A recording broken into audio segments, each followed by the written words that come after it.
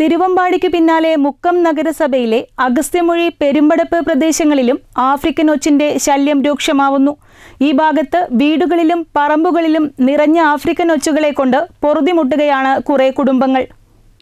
മലയോര മേഖലയിൽ തിരുവമ്പാടിക്ക് പിന്നാലെയാണ് മുക്കം നഗരസഭയുടെ വിവിധ ഭാഗങ്ങളിലും ആഫ്രിക്കൻ ഒച്ചുകൾ ജനജീവിതത്തിന് ഭീഷണിയാവുന്നത്.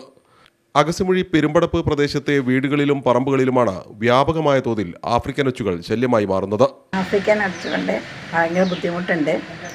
പറമ്പിൽ പണിയൊന്നും ചെയ്യാൻ കഴിയുന്നില്ല. അകത്തൊക്കെ വരുന്നുണ്ട്. അകത്തും ബാത്റൂമിലും എല്ലാം ഉണ്ടാവും.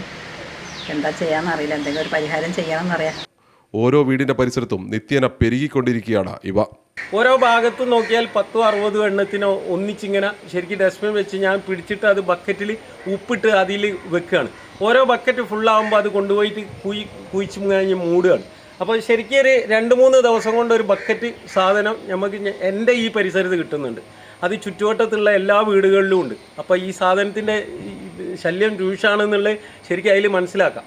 ശരിക്കും രാവിലെ വരികയാണെങ്കിൽ ഈ ചുമരിൻ്റെ മുകളിലൊക്കെ സാധനം ഉണ്ടാവും. വീട്ടിൻ്റെ അകത്ത് വരെ എത്തിയിട്ടുള്ള പ്രശ്നങ്ങളുണ്ട്. കിണറിൻ്റെ അകത്ത് നമ്മൾ വല ഇട്ടിട്ട് മൂടി വെച്ചിട്ട് ആ വലൻ്റെ ഗ്യാപ്പ് കയറിയിട്ട് ചുറ്റുഭാഗത്തും രാവിലെ കിടക്കും. 6 മണിക്ക് ഞാൻ എണീറ്റിട്ട് അത് മുഴുവൻ പോയി തോണ്ടിയിട്ട് ഈ ബക്കറ്റിൽ നിക്ഷേപിക്കുകയാണ്.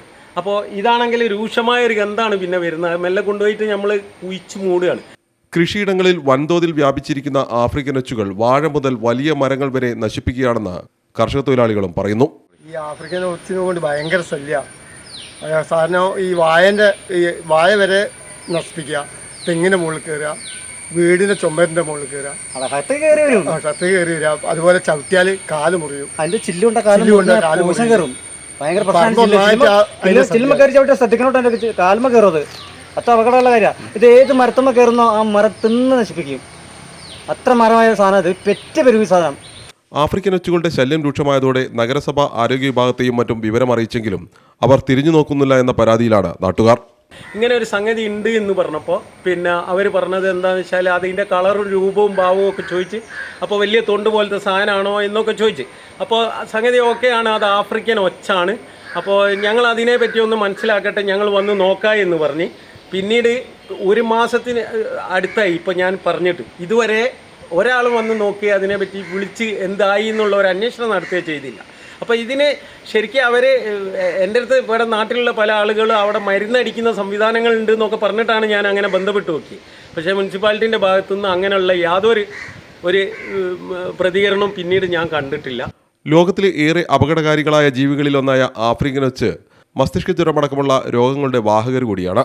ഇവയുടെ സ്രവവും കാഷ്ടവുമൊക്കെ കൈകൊണ്ട് തൊടുന്നതും കുടിവെള്ളത്തിൽ കലരുന്നതുമൊക്കെ ആരോഗ്യ പ്രശ്നങ്ങളുണ്ടാക്കുമെന്നും പുകയില കഷായമോ ബ്ലീച്ചിങ് പൗഡറോ വീടിനും പരിസരങ്ങളിലും വിതറി ഇവയുടെ ശല്യം കുറയ്ക്കാൻ കഴിയുമെന്നും ആരോഗ്യവകുപ്പ് അധികൃതർ പറയുന്നുണ്ട്.